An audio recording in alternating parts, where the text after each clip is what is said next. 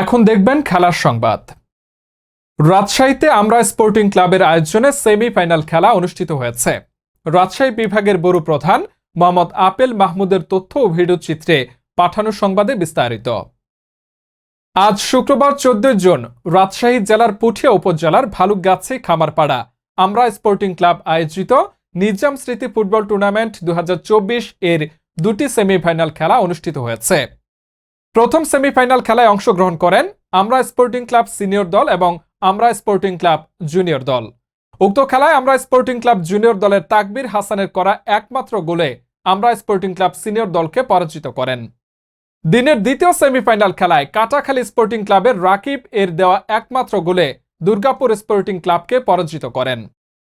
উক্ত খেলায় উপস্থিত ছিলেন ভালুকগাছি ইউনিয়ন পরিষদের চেয়ারম্যান মোহাম্মদ জিল্লুর রহমান, সাবেক চেয়ারম্যান মোহাম্মদ তাকবীর হাসান, ইউনিয়ন সদস্য মোহাম্মদ জহিরুল ইসলাম, ভালুকগাছি ইউনিয়ন আওয়ামী লীগের সভাপতি ডাক্তার শ্রী সুধীর চন্দ্র কর্মকার।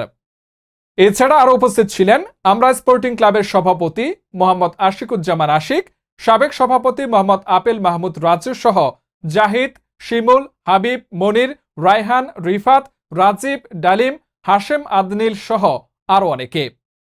খেলাটি পরিচালনা করেন মোহাম্মদ রাজীব মাহমুদ। আগামীকাল বিকাল 4টায় দুই দলের জয়ীদের মাঝে ফাইনাল খেলা অনুষ্ঠিত হবে।